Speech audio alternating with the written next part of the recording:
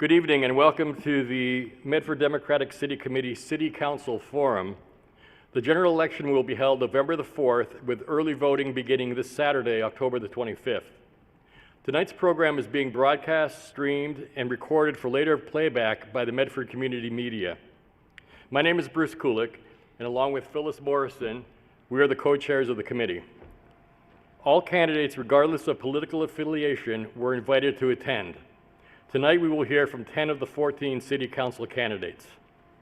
Nate Merritt is unable to attend due to a previous family engagement. Paul Donato Jr. had a previous work commitment and is unable to attend. Rick Caraviello is recovering from knee replacement surgery and is unable to attend.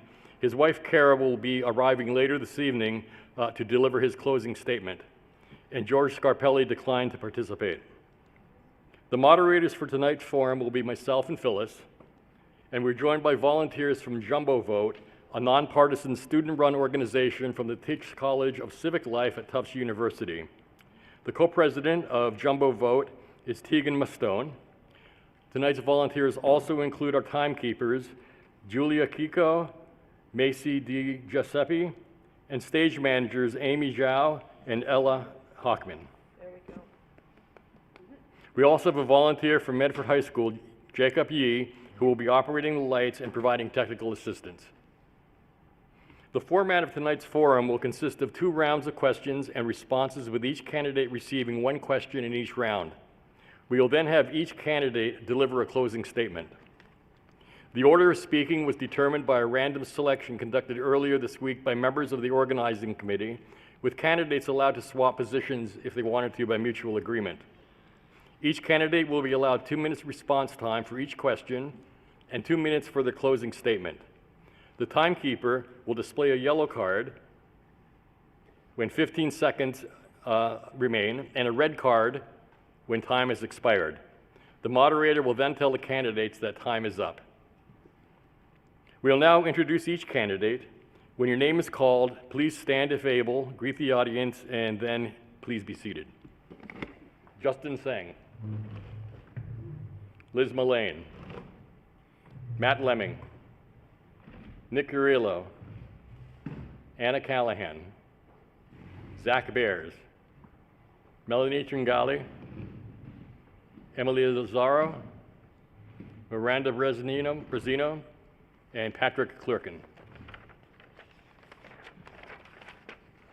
We will now conduct the Q&A portion of tonight's forum. The questions will be asked in 2 rounds, with each candidate responding in the order previously determined. We have developed several questions for tonight's forum. The questions will be drawn from a glass bowl by one of the student volunteers and provided to the moderator, who will then ask the question to the candidate. The candidate will then have 2 minutes to respond as they wish.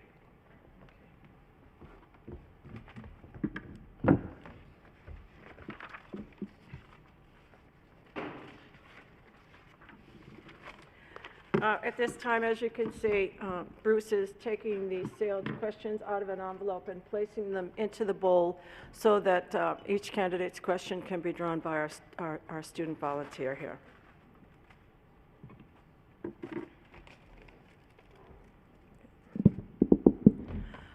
So our first question will be for Justin Sang.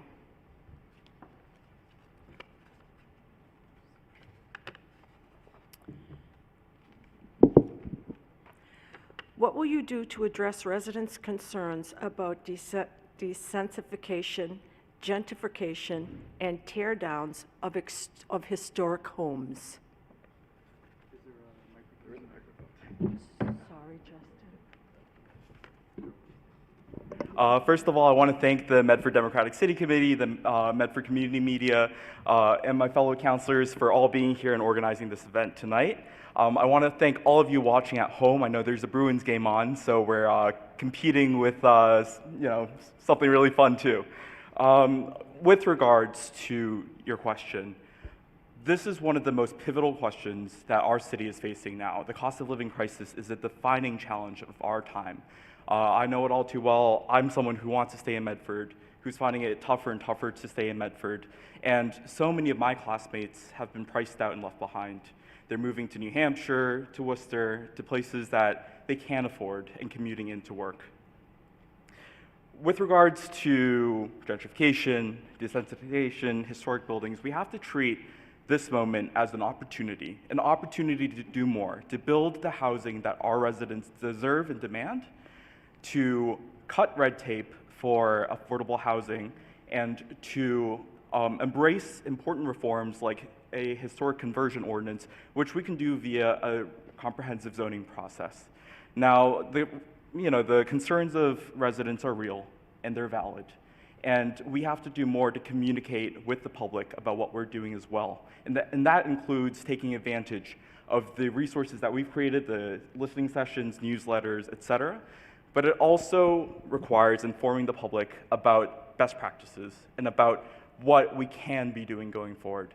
We can embrace zoning reform that is a step up in many communities. We can bring mixed-use residential and commercial development to Medford and increase our say over the process too by demanding accountability from big developers. Thank you, Justin. Our next question will be for Liz Mullane.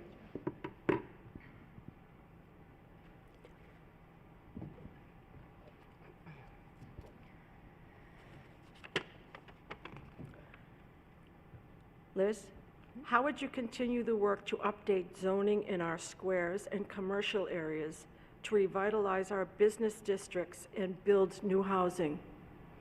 Sure. Thank you, Phyllis. And again, I also want to thank everyone for being here this evening and for the opportunity to speak on some of these questions. I think the rezoning in our commercial districts and bringing more businesses down to downtown Medford and our squares and corridors is incredibly important. I think it's a great opportunity for us to be able to bring in mixed-use space, for people to be able to have housing, be closer, more small businesses would be able to have more people come in and be able to utilize their services or the different restaurants and bars that are there and available. I think that this is an opportunity for Medford to really be able to grow, to be able to bring new people to our community. And I do think that it's something that's really important if we're going to continue to be able to provide housing affordability for more and more individuals. So for me, knowing that we're trying to look at this very strategically, we're trying to look at the different areas and really trying to focus on places where we are able to build and grow and bring in more of those different small businesses. I think that's it. Thank you. Thanks, Liz. Thank you. Our next question is for Matt Lemming.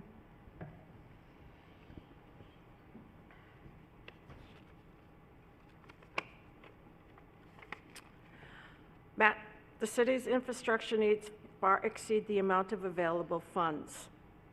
What do you see as the most effective way the City Council can help the city generate more revenue to address infrastructure needs? Well, thank you, Phyllis, and I'd also like to repeat the thanks to the Democratic City Committee for hosting this forum. One of my biggest efforts this past term is updating our developer impact fee program, our linkage fee program. This is where when developers build any large developments, they have to give a certain amount to the city in order to, so that the city can update our parks, our sewers, our roads, put more money towards the police and fire department. And Medford hasn't updated that program since it was first instituted in 1990, even though they're required to update it every 3 years. And so what the City Council has done is we have a bill that was engrossed by the Massachusetts House of Representatives. I just checked. It's on going to a third reading in the Senate right now, which would allow us to actually update those fees proportional to with inflation. So because we haven't updated any of our linkage fees since 1990, the value of them is between 1/2 and 1/3 what they were then as they are today. And so this bill would enable us to actually increase that over time so that we're not just losing value and seriously undercharging developers. That leaves the city with less money, that leaves us with fewer resources to actually update our infrastructure and address the $67 million backlog we have in pavement repairs that we need to do. A lot of Medford's problems are money problems. Longer term, of course, we do need to update the commercial tax base. That involves changing the zoning to the squares and main corridors so that we can encourage that sort of development. We've already rezoned Mystic Avenue. We've rezoned Salem Street. I would like to continue that process, and I'm looking forward to seeing the Medford Square and West Medford Square rezoning from the Community Development Board as well. And thank you very much for the question. Thank you. Thank you. Our next question is for Nick Galeo. I hope I said it correctly tonight, Nick. Gerleo. Jaleo, I apologize. No problem.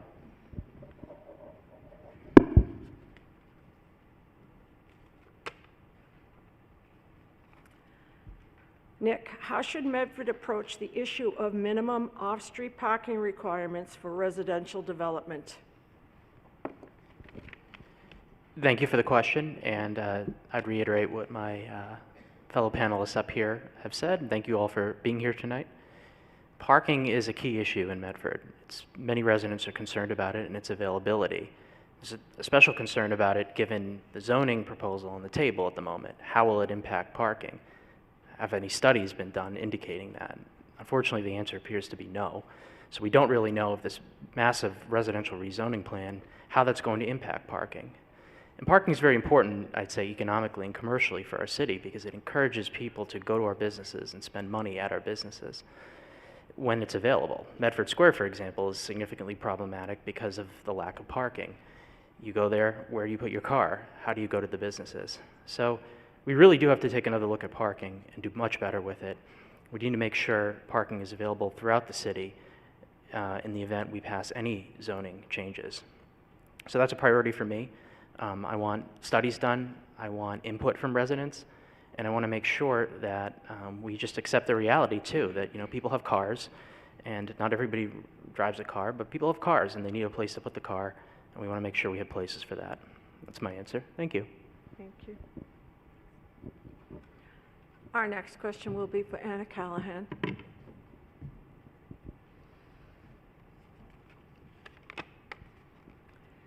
Anna, the Commonwealth recently enacted policies to require auxiliary dwelling units and multifamily in designated transit zones to help address the housing shortage and cost of housing.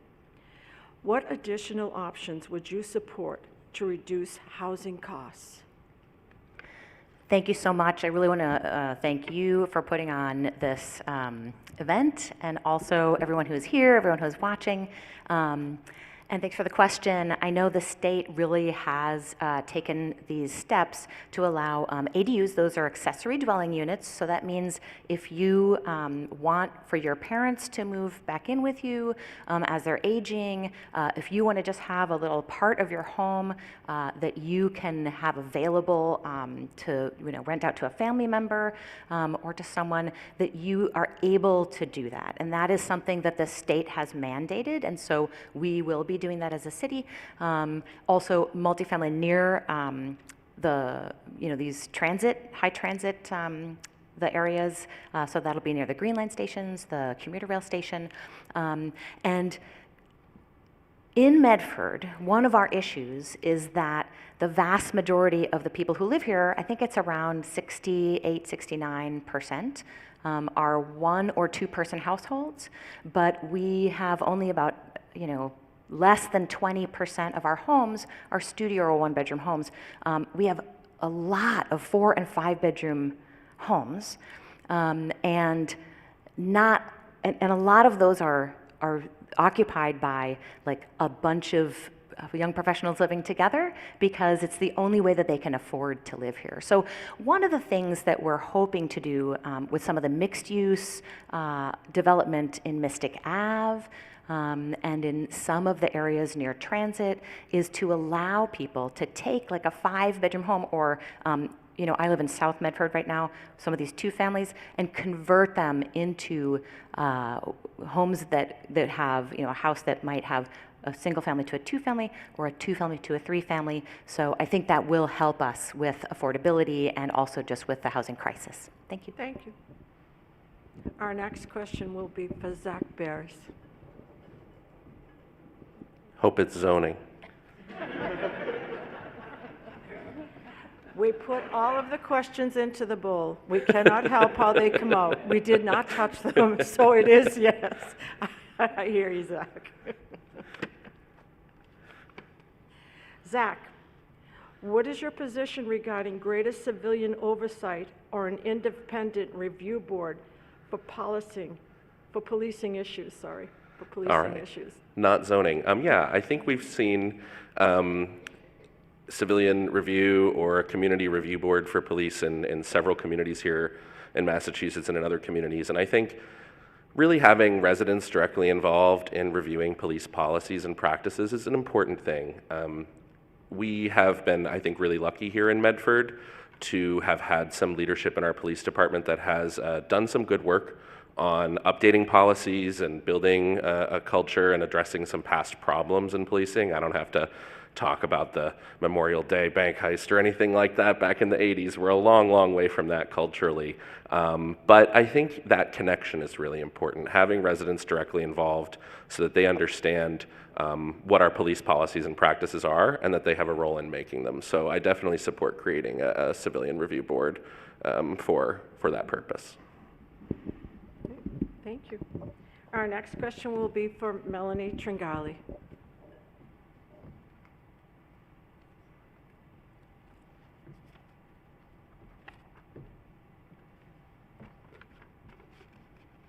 Melanie, what is your position regarding the creation of historic districts to protect the fabric of some residential neighborhoods from developers who might replace a current single-family home with a maximally large structure that revised zoning might allow? Can you repeat that question Yes, one last time? I It was a will. pretty long one. Yes, I will. I'm happy to repeat it. Yes. What is your position regarding the creation of historic districts to protect the fabric of some residential neighborhood from developers who might replace a current single-family home with a maximally large structure that revised zoning might allow? Okay, so thank you for having this again, having this forum. So I was on the Historic District Commission for 2 years. I am a huge believer in preserving our history in the city of Medford. I actually own a home that's built in 1850 and worked tirelessly to reconstruct it and redevelop it as a single-family home. I believe that we should preserve our history. We have a beautiful history here in the city of Medford, and we should be preserving our homes. That being said, I do believe that there should be some incentives to make those homes into multifamily homes as long as they stay within the structure of the historic nature of the neighborhood. Thank you, Melanie. Thank you. And our next question will be for Emily Lazaro.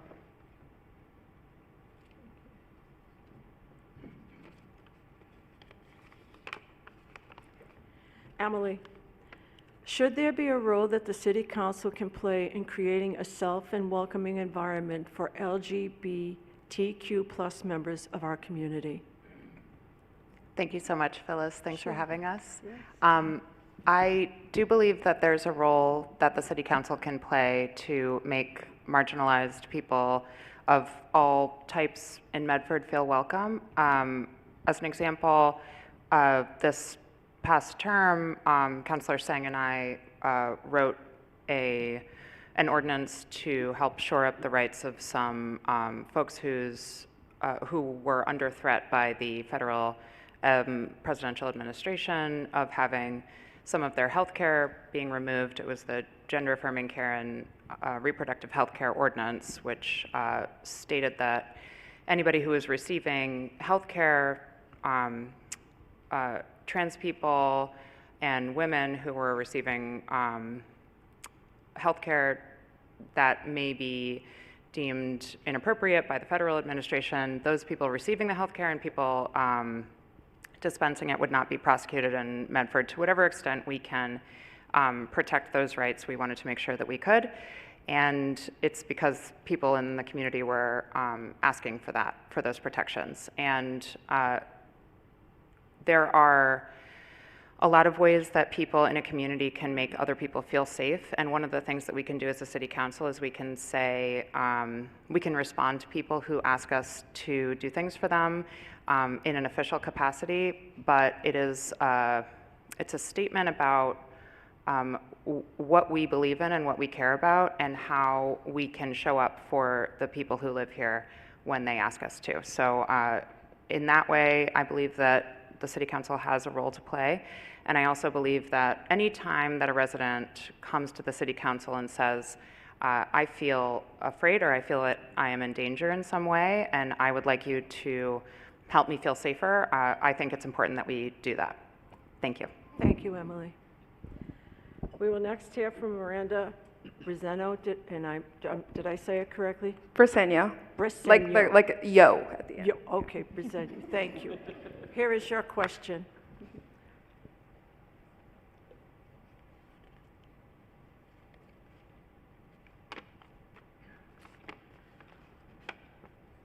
Miranda, we have a significant road and sidewalk repair backlog.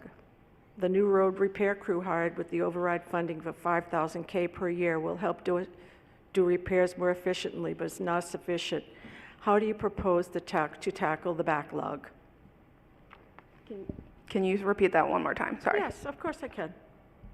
We have a significant road and sidewalk repair backlog. The new road repair crew hired with the override funding of $500K per year will help us do repairs more efficiently, but is not sufficient. How do you propose we tackle the backlog? Thank you for the question. Thank you for having us. Like you said, the new hired roadway repair crew is really just going to make a small dent in the large issue we all know to be true, that our sidewalks and our roads are in a state of disrepair. And this is something I handle at work professionally at MassDOT. I think there's something to be said for more strategically using grant funding from the state. The governor did just increase our Chapter 90 funds, which is for surface transportation improvements. And so really coming up with a plan and making that plan really visible and clear to residents. At the doors, I've heard a lot of folks who are seeing infrastructure repair happen, but aren't clear as to when or why it's happening. And so really making that more clear to residents. Our DPW staff is absolutely trying their best. And right now, while they're waiting to get those new hires on board, are really just patching Band-Aids as much as they can. So really strategically using grant funding, going after more grant funding, making sure that we are both addressing the emergencies and the urgent need of our infrastructure that's really bad, and also making a plan to maintain that infrastructure in a state of good repair. When we make that clear, when we set that forth in a plan and say, when this sidewalk gets to 80% of its useful life, i.e., it's starting to deteriorate already, let's make a plan to address it now rather than when it gets to 50%, because then we're paying more. And so really investing in that, and then also looking to not just patch the Band-Aids, but also how do we make things better? You know, so many sidewalks I know around me in Hillside don't have curb ramps, and I'm lucky enough to be able to get around that as a young person, someone who's able-bodied, but that's not true for everyone, and we're all going to get older and have different abilities, and so really thinking about that as we're also investing in repairs. Thank you. Our next question will be for Patrick Clerkin.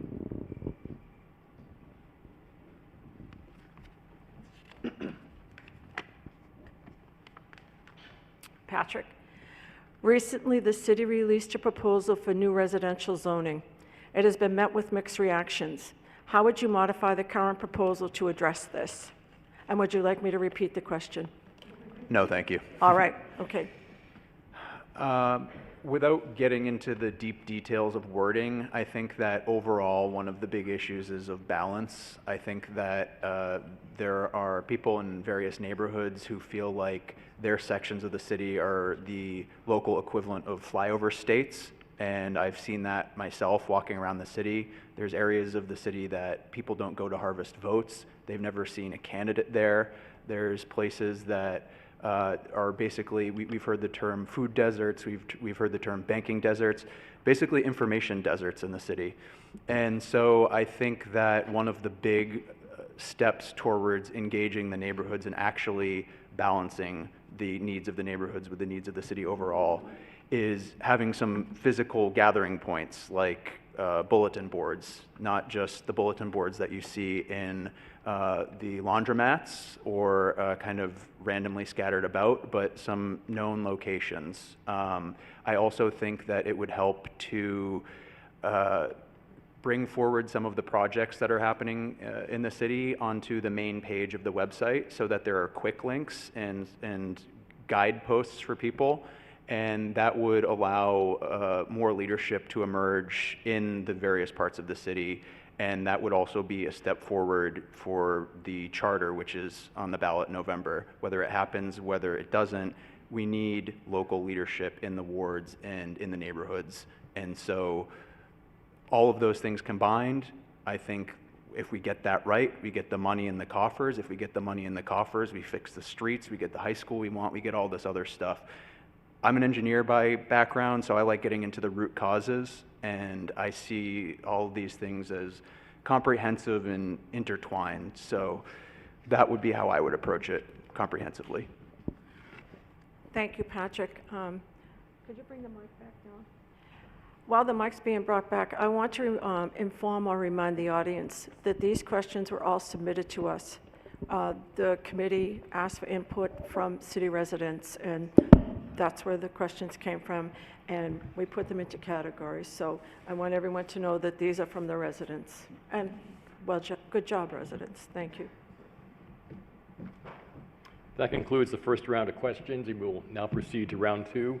We have replaced the questions in the jar with a separate set for round two that will include different topics. The first question goes to Justin Sang.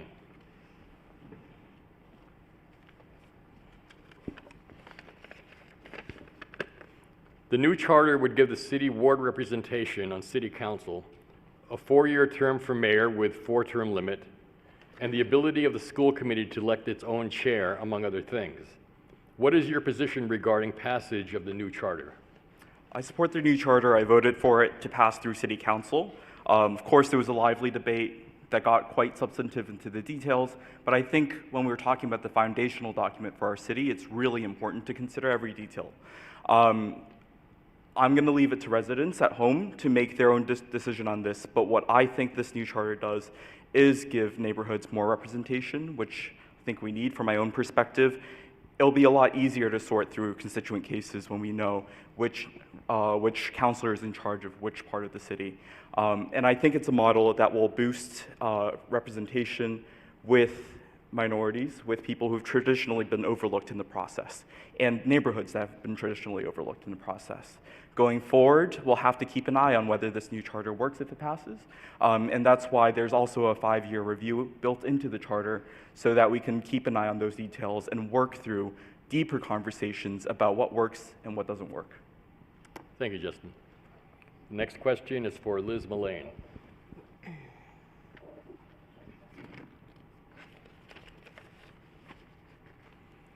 How would you approach your role in oversight, funding, and collaboration with the Medford Comprehensive High School Building Committee to ensure a transparent and fiscally sound process?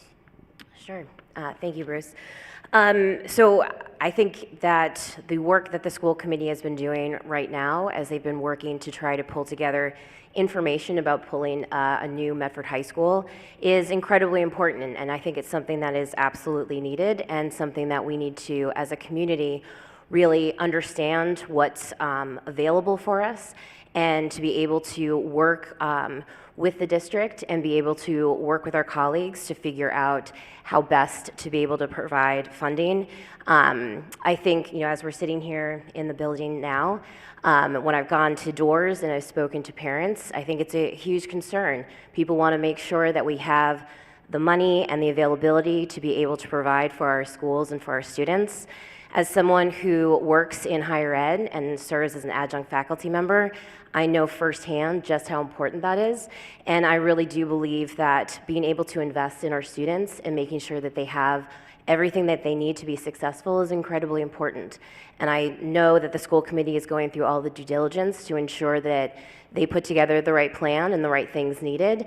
And if that's a new high school, then that's something I'm completely behind. Thank you, Liz.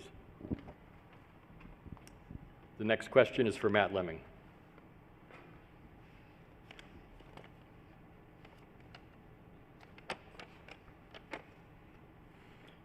What specific steps should the city take to support small businesses and local entrepreneurs while ensuring Medford's growth remains responsible, sustainable, and aligned with the needs of residents and the community? Sure. A lot of that really does come down to, in terms of the levers that the city council has to pull, zoning our commercial districts and corridors. It's been kind of an issue that a lot of parts of our current zoning code are not clear. We also need to bolster staffing, particularly within the planning department. We did get, in this past term, we got an economic development director as well as an assistant economic development director who's been working in the planning department for 8 months. And that's a really important role to sort of help small businesses that may have no experience with Medford and tell them these are what permits you need, these are the steps you need to take to actually open up a small business. So really approaching that from City Hall as a sort of customer-facing role when new businesses want to come into the city, and improving relations with a lot of the I would say the folks who own many of the vacant storefronts and incentivizing them strongly to not let storefronts sit there and not be used for months, years at a time.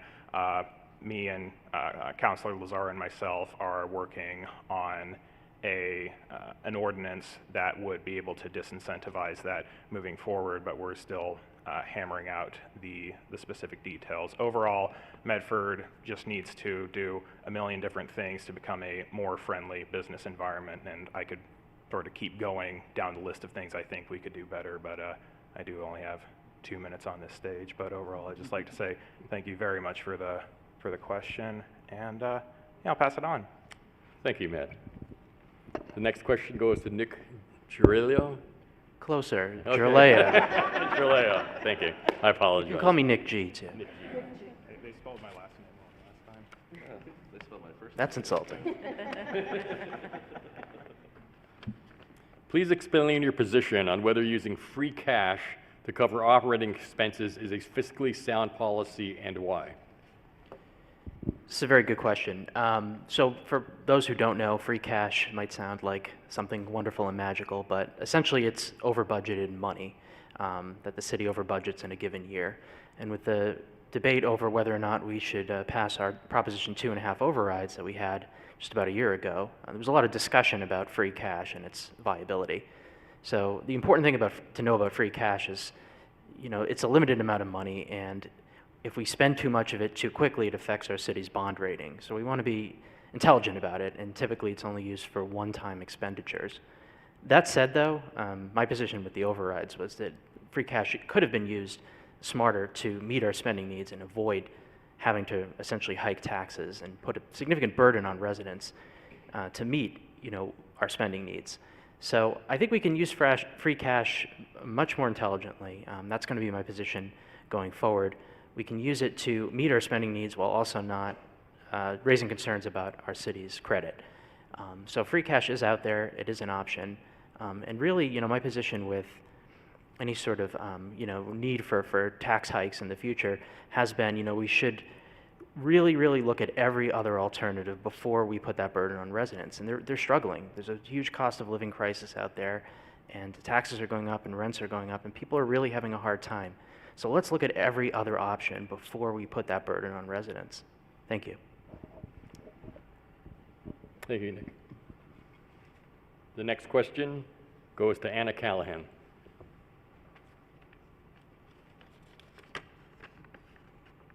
Medford has many heat islands, a diminished tree canopy, and areas vulnerable to flooding. What is one specific action you would like to take to address climate change risk for Medford, and how would you pay for it? Thank you so much.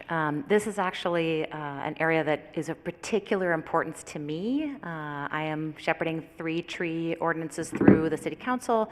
I've also been pushing for us to add green score incentives to our zoning.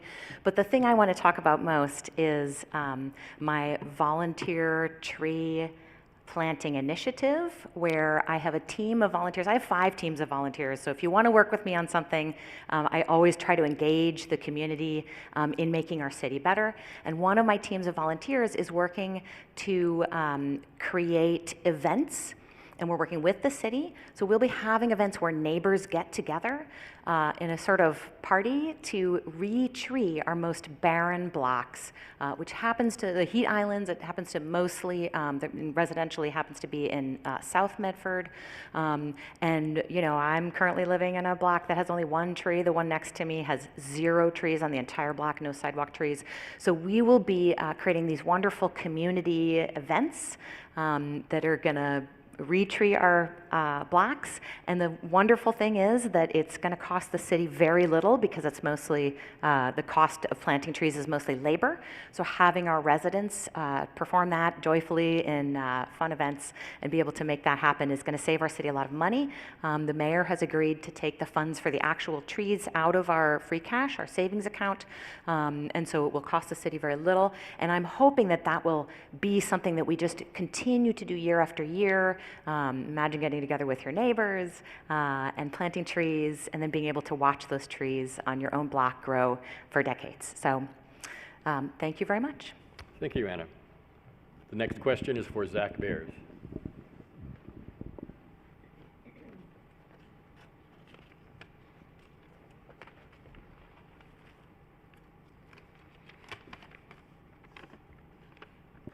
What is your position on the current divestment policy recently vetoed by the mayor? How would you monitor and enforce it without undermining the city's fiscal flexibility or return on investments? Or, if you don't agree with it, what alternative ethical investment criteria, if any, would you propose? Thank you. Well, I am the sponsor, and I've led the effort on this ordinance.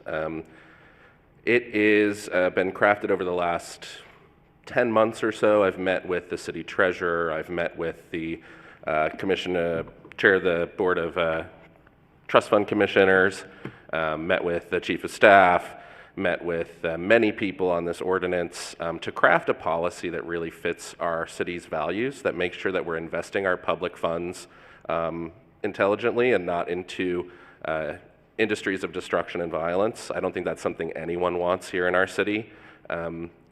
When we've looked at it, you know, we have gotten legal review from KP Law. We've gotten legal opinions from a number of sources. We've had a lot of meetings that have incorporated the legal comments from city legal advisors. And it's pretty clear that this is an eminently enforceable and clear policy. There are not many city funds that are actually right now invested in oil companies, weapons manufacturers, people who are making profits from private prisons, companies that are committing human rights violations across the world. We've actually, in the ordinance, included a set of conditions from Morgan Stanley. So if we think this is some radical thing, Morgan Stanley's conditions are the ones that we're using. That's a Wall Street investment firm. Because even on Wall Street, they know that our money should not be put into these companies that are committing violence, and that it's actually not a good return for residents. The ordinance includes a fiduciary responsibility, following all of the relevant state laws, and in my conversations with the city treasurer, this is easy to enforce. So I don't appreciate the veto, and I think we'll work through it collaboratively, as I've worked through collaboratively with the mayor on many issues. Thank you. Thank you, Zach. I'd like to note that at this time, Carol Caraviello has joined us on stage. She will be delivering Rick Caraviello's closing statements shortly. The next question goes to Melanie Tringali.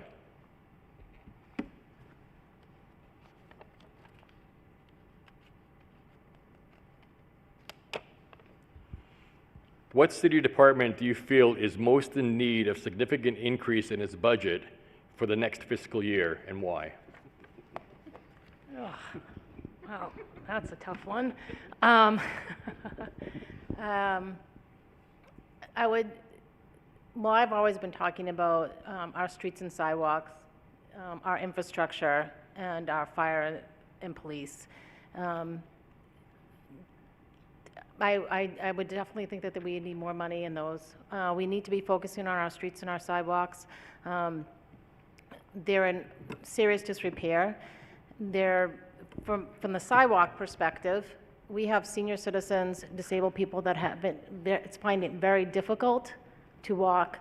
I've known several people that have fallen and fell and have hurt themselves pretty seriously.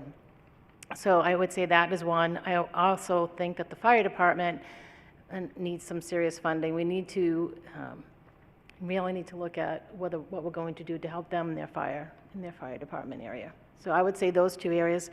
We have a lot of needs, and we need to figure out how we're going to support all those needs. Thank you. Thank you. The next question goes to Emily Lazaro.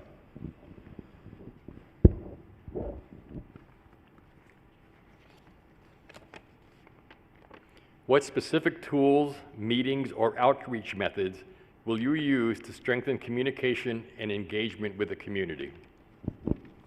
Thank you, Bruce. Something we do as part of the Resident Services and Public Engagement Committee on City Council right now is something that we call listening sessions. That was an initiative of the committee this term.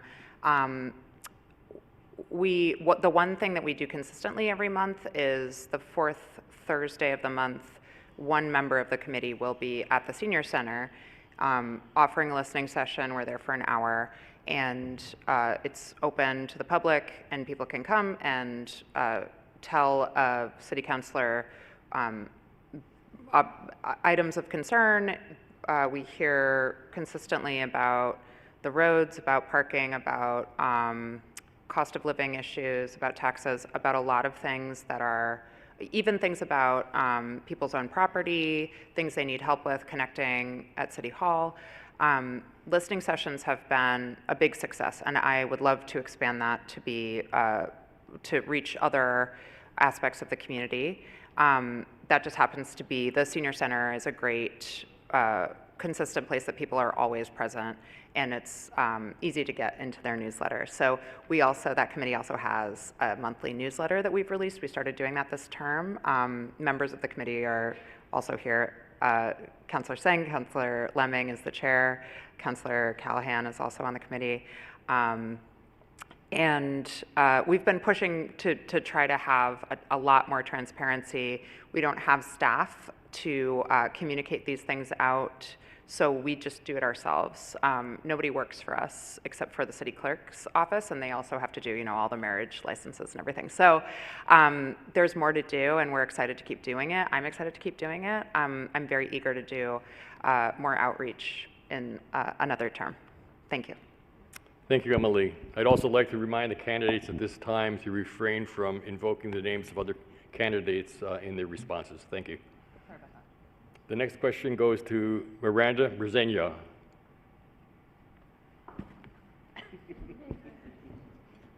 Did I say that right? Close enough. Thank you. Yeah. Poor Miranda, we are sorry. We really are for not saying your name correctly. Oh no, it's really fine. You're not the first, you're not the last. I promise. Looking ahead 5 to 10 years, what is your vision for Medford's future? What role do you see the City Council playing in helping us get there? 5 to 10 years, I would say it's a big, so many things really. Or if it doesn't exist now, making sure it exists and it's obvious to residents.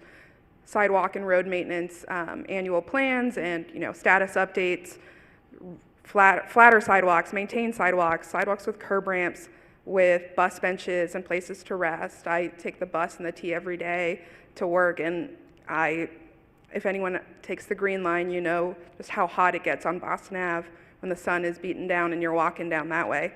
And so really investing in the trees and all the things that kind of make it make the foundation of the things that connect us to each other a lot more inviting and a lot easier.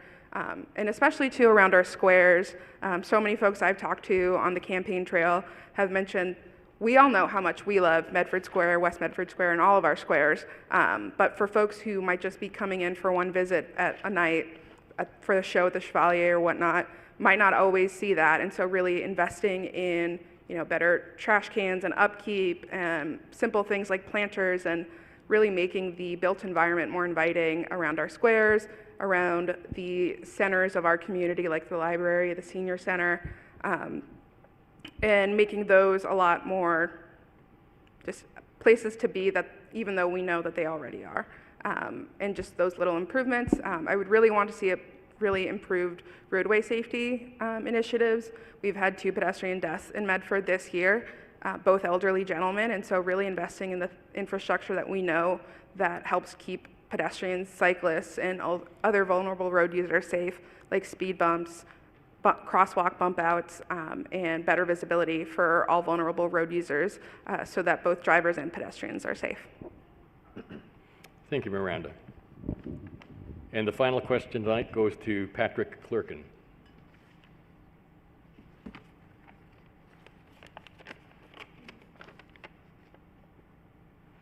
If elected to Medford City Council, what is your top priority for the city?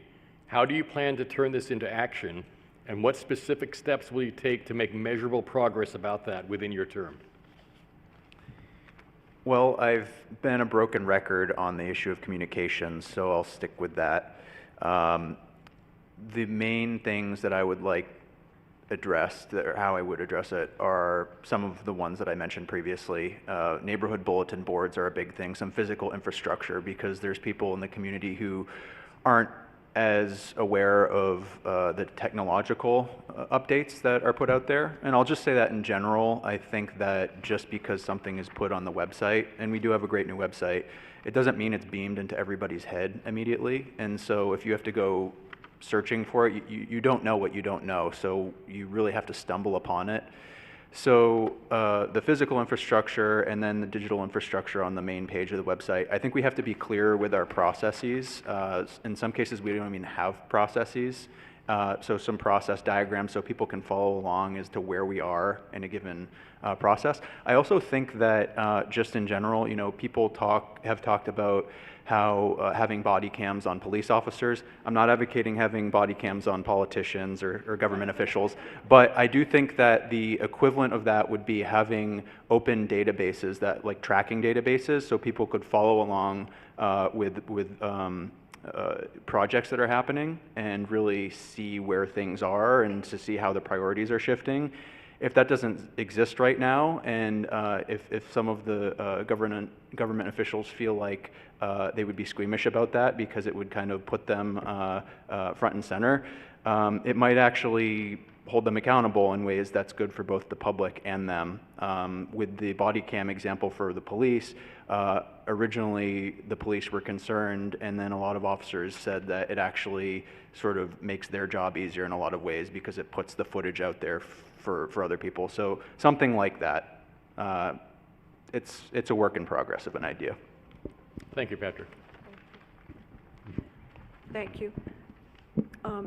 This concludes the question and answer portion of tonight's forum.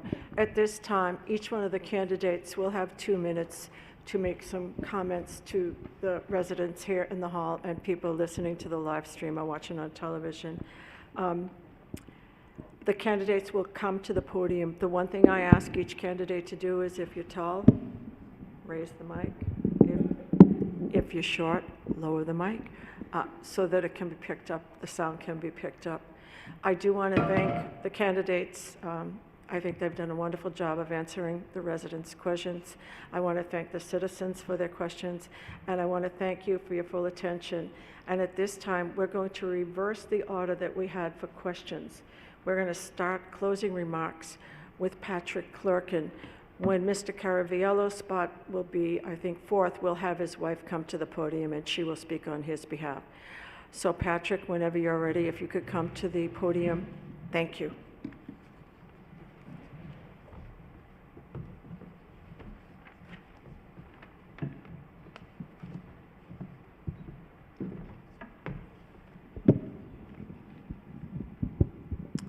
Long time no see. So I guess that I'll start off by saying that like water seeks level, I seek common ground. It's in my nature, and that's what I would bring to City Council first and foremost.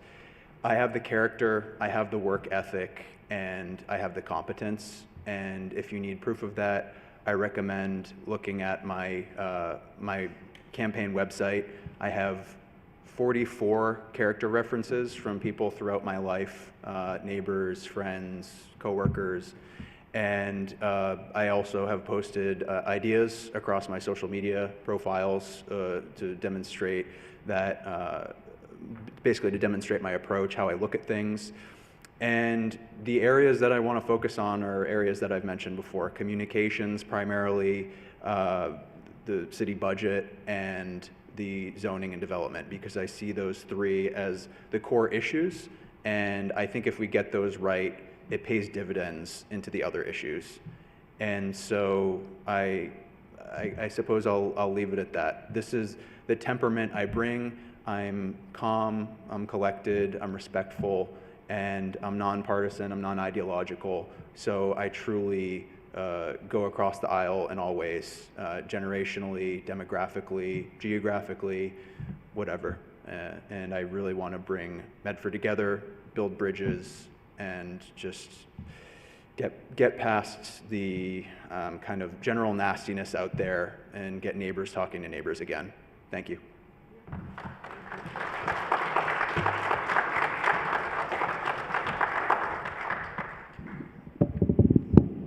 Thank you, Patrick. I'd like to call Miranda Bresnio to the podium, please.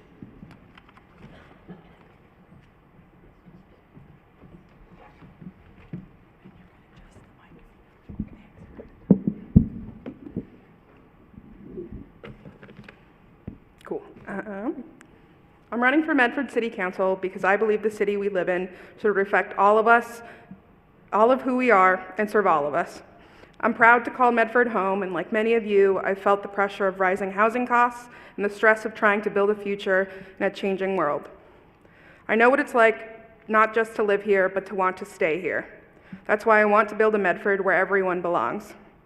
We deserve a city that invests in the public places that connect us, our schools, parks, and library, places where everyone can gather, learn, and feel at home. As a renter, I've experienced firsthand how hard it is to stay here. We must strengthen and fund the Affordable Housing Trust, hold developers accountable for building truly affordable homes, and require better community benefits when they do build here.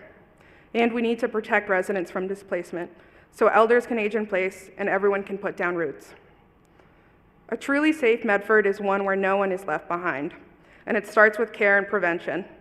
That means investing in an unarmed mental health crisis response team, in harm reduction and social services, and protecting our immigrant neighbors from ICE.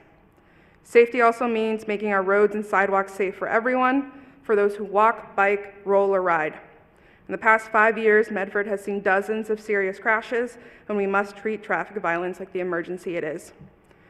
I bring more than ideas, I bring experience.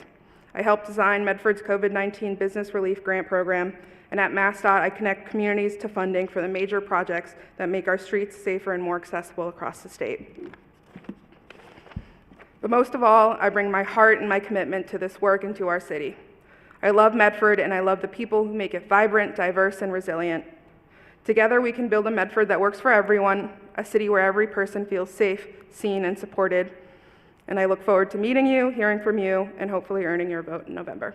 Thank you.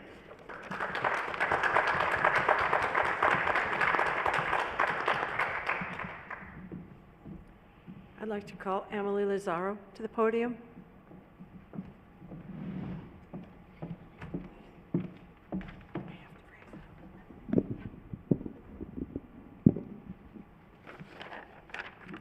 Thank you all for being here tonight and for your civic engagement. I am running for re-election to Medford City Council because my work has just begun. I'm looking forward to continuing to protect Medford because the work of government, in my opinion, is to take care of those of us who need the most help right now. We've all been in a position where we could have used a little extra help, and we will be again. As a city councilor, that looks like protecting residents from federal overreach by shoring up their rights to bodily autonomy at a time when federal policies are changing. It looks like keeping our pedestrians and cyclists safe on our streets, funding our schools, and using creative strategies to increase revenue so we can help as many people thrive as possible. Everybody deserves to love where they live and someone who works tirelessly for their community. You can count on me to continue to put in the work to keep residents safe and healthy, bring businesses to Medford, and ensure all those who call Medford home can afford to stay here. It is my duty and my honor as an elected representative to do that work, and I would relish the opportunity to do it together in partnership with all of you, no matter who you are, for another 2 years. Thank you.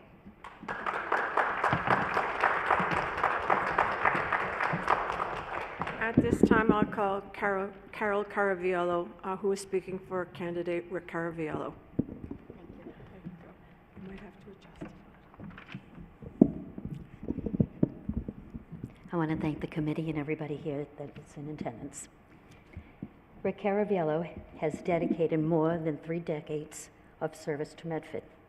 Over the years, Rick has been a consistent advocate for strong neighborhoods, responsible development, and transparent government. He has stood firmly against radical zoning schemes that threaten the character of Medford's communities, while supporting thoughtful commercial growth that strengthens, not overwhelms, our city. He has pushed for investments in infrastructure because he knows that strong foundations make for a stronger city. His proudest accomplishments were being the leader in delivering Medford's state-of-the-art public library, art center, projects that have already become a cornerstone for learning, culture, and community life. This achievement reflects his belief that a thriving city must invest not only in roads and schools, but also in the culture and educational space that brings people together. He has been an advocate for education, fighting to deliver a new high school with facilities and resources our students deserve. He has prioritized services for seniors, veterans, and residents in need, ensuring that Medford remains a city where every generation is supported. Looking ahead, his vision is clear: a Medford that thrives through balanced growth, safe streets, and efficient city services. He believes in restoring accountability by bringing back weekly council meetings, fully staffing public safety departments so that everyday services are reliable. Above all, he is committed to listening to residents, protecting Medford's character, and building a city government that is open, responsive, and focused on the people it serves. With a proven record and unwavering dedication, he offers Medford not only just experience, but a vision rooted in community, accountability, and progress. Thank you.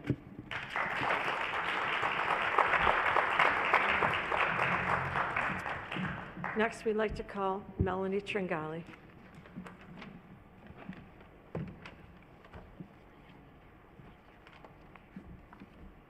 Hi. Thank you to the Medford Democratic City Committee for hosting tonight's forum. Thank you all for being here and those that are watching on TV tonight. And thank you for the candidates for being here. You know, running for city council is not an easy job. It's a lot of work, and we have to, it's a lot of work. So I appreciate all of you too in trying to serve our city. I'm running for city council because I love this city. I've been living here for 30 years. It's my home. And I feel that it needs a leadership that truly focuses on what makes Medford special. My campaign has really been focused on a couple of things, mostly the rezoning, and protecting our neighborhoods. I've been living here for 30 years. I love my neighborhoods. I love the community that we have. I want to keep it that way. People move here for a reason. They move here to the neighborhoods, and we need to keep them. The other thing I've been focused on is our streets and sidewalks. We know that our streets and sidewalks need to be fixed. The sidewalks, I had to help a senior citizen the other day cross one side of Medford Square to the other side of Medford Square because she couldn't maneuver it on her own. We need to do that for our senior citizens and for those that are not as well physically challenged. We need to support our first responders.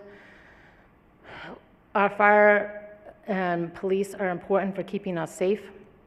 Our fire department is living in quarters that are not livable and need to be updated. And they're not fully staffed either. As our city grows, which it has been doing, we need to make sure that our first responders are fully staffed and supported. We need to focus on our budget too as well. We have to have budget transparency. For the past 4 years, we've had over $25 million in free cash. Now, free cash is really the taxpayers' money. It's money that you guys put in to that budget. And so we need to be able to understand where our money is going and making sure that we're spending money reasonably in the way it should be spent. Unless, oh, I'm sorry, I didn't even see you. Thank you, sorry. Sorry, thank you. Thank you, Melanie. Thank you, Melanie. At this time, we'll welcome Zach Beers.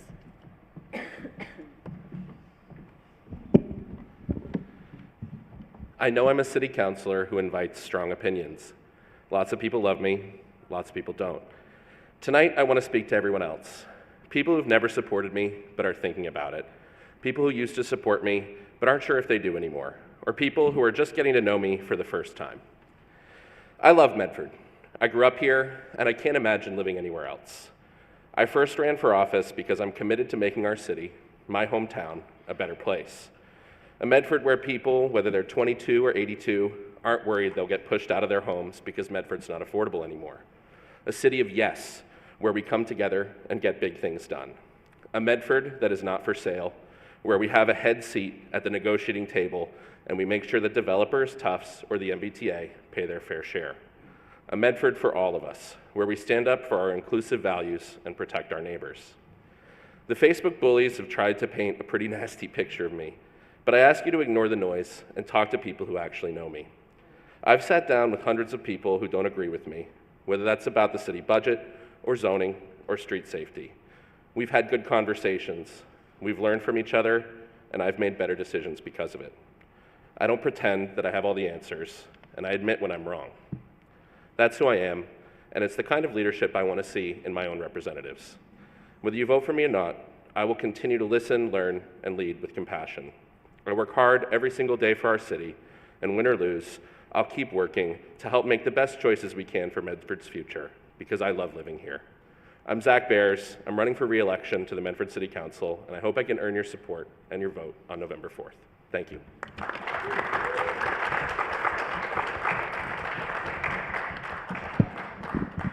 Next, we'll hear from Anna Callahan.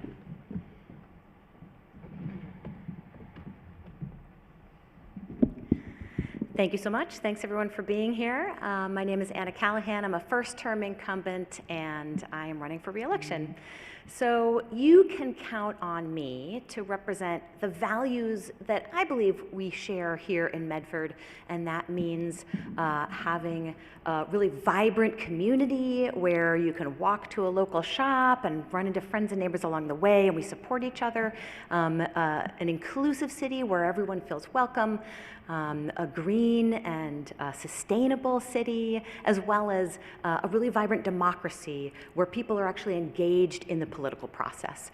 A few of my policy positions, I do think that we need to spend more on our roads. We have some savings that we could be spending on our roads, and the thing to understand about roads is that the more dilapidated they are, the more expensive they are to repair. So it's actually financially responsible for us to bring those back up into better shape quickly, because then it'll be easier and cheaper for us to repair going forwards. I know we really have to tackle our housing crisis, and I want us to be creative and think about ways that we can create more affordable housing, keep tenants in their home, keep older folks aging in place, and I really want us to have local businesses and to support our small local shops, and have vibrant squares. The thing that makes me truly unique as an elected official is how I engage the community in making our city a better place, is how much I care about democracy and engaging people in the political process. So I have a whole team of volunteers dedicated to helping me set up listening sessions throughout the community. And out of those listening sessions come policy ideas that people want to work on. I have 5 volunteer teams working on different ideas that came up from the community. And I invite you to reach out to me. I would love to hear your ideas and help you work on them together. Thank you.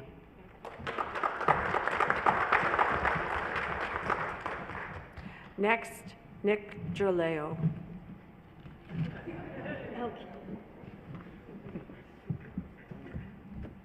Perfect pronunciation.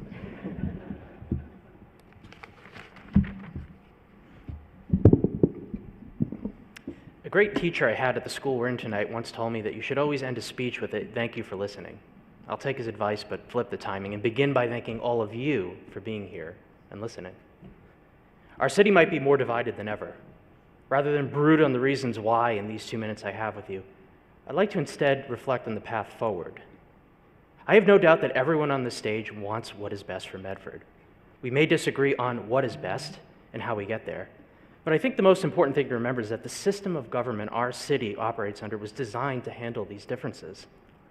Medford is an enormous city, nearly 60,000 people. There's no doubt that among the 60,000, we have residents with a very wide range of perspectives, ideas, and points of view. I've always been a strong believer that diversity in this respect makes government better.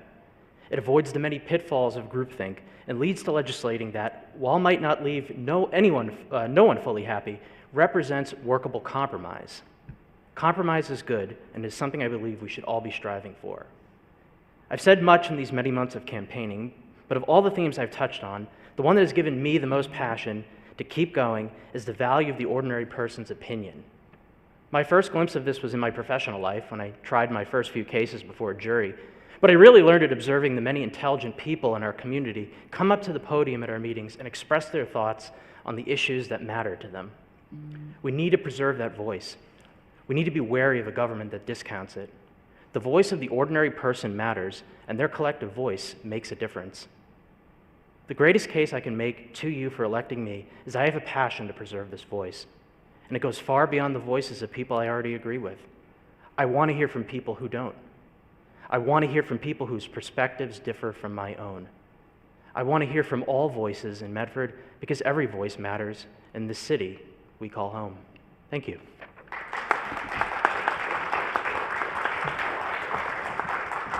I'd like to ask Matt Lemming to come forward.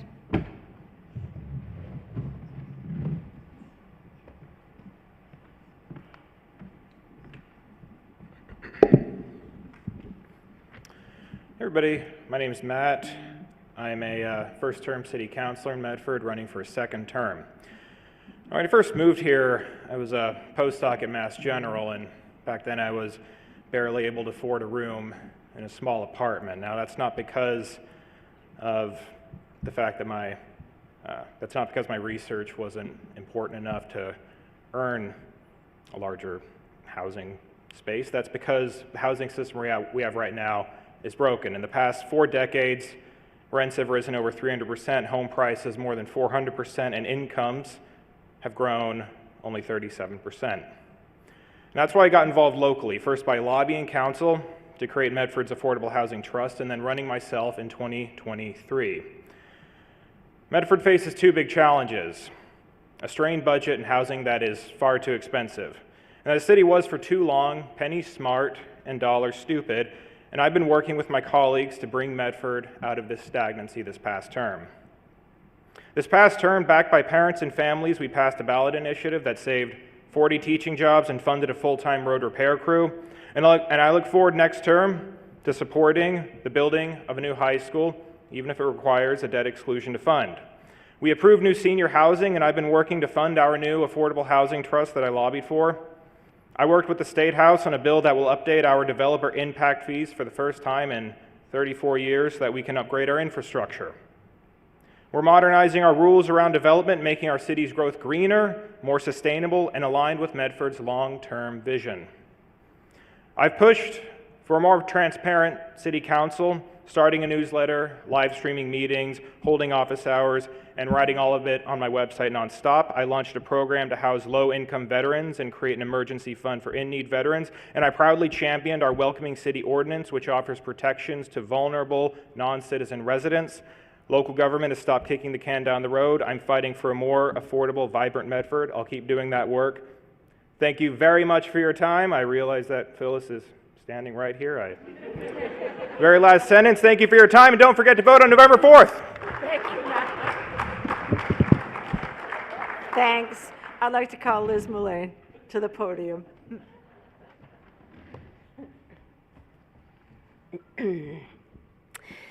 Hi, my name's Liz Mullane, and I'm a new candidate running for Medford City Council. I want to start by thanking the Medford Democratic City Committee for organizing tonight, and to my fellow candidates and everyone in attendance here or watching at home for their participation in this process. I believe that my 20 years of experience working within nonprofits, building programs, raising funds, managing budgets, and leading teams at complex, multi-layered organizations would be an asset on the City Council. As a fundraiser, being able to identify new sources of revenue to fund our community services that benefit everyone, like our library, senior centers, and mental health providers. With my MBA, taking a close eye to our budgets for more transparency, addressing where we have shortfalls, and helping to prioritize key areas, like repairing our streets and sidewalks to make them more accessible for all of our residents. Additionally, this background will allow me to provide guidance on bringing in and keeping more small businesses in Medford through streamlining our process, providing incentives, and eliminating the barriers of entry into our city, all the while helping to grow our commercial tax base. As an adjunct faculty member in higher ed, I've seen firsthand just how important it is to fund our schools and advocate for our students to set them up for lifelong success. I will stand up and will continue to stand up for my neighbors against ICE, protect the individual rights of our residents, invest in affordable housing, and champion for sustainability and more green space. I am a listener, a collaborator, and a person who simply wants to use their knowledge to continue moving Medford forward. Because I believe when we invest in our community, in our children, our families, and our seniors, we all win. I hope you will consider me as one of your 7 votes on Tuesday, November 4th. Thank you.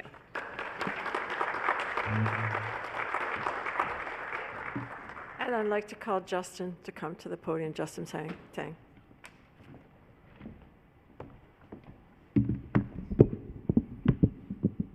Thank you all for being here tonight.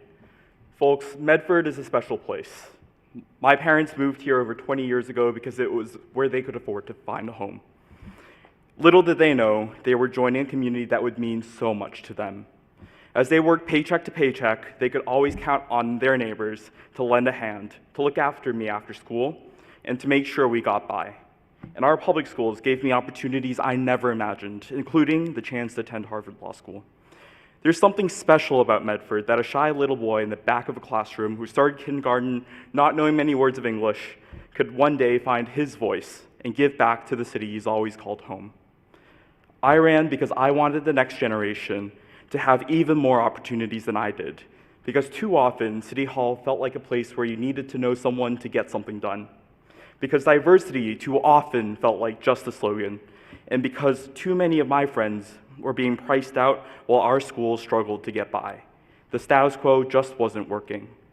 Over my last 2 terms, we've begun to change that, making historic investments in streets, schools, taking on the housing crisis through once-in-generations reforms that create hundreds of new affordable housing units, and standing up for our neighbors' rights, safety, and financial security. But in a time like this, Medford can't afford to turn back. This is our opportunity to dream big and act bravely. An opportunity to keep building a city that welcomes and listens to everyone, whether you've lived here your whole life or whether you just moved in yesterday. Our opportunity to rebuild Medford High, invest in our students, and repave our roads. With steady hands and bold leadership, we can keep building a future for us all. 2 rounds of 2-minute answers aren't enough to answer everything and to lay out a comprehensive vision for the city, but I hope you'll visit my website at www.justin4medford.com. the number 4, and it's been an honor to speak to you all tonight to serve the city, and I ask for one of your votes on November 4th. Thank you so much.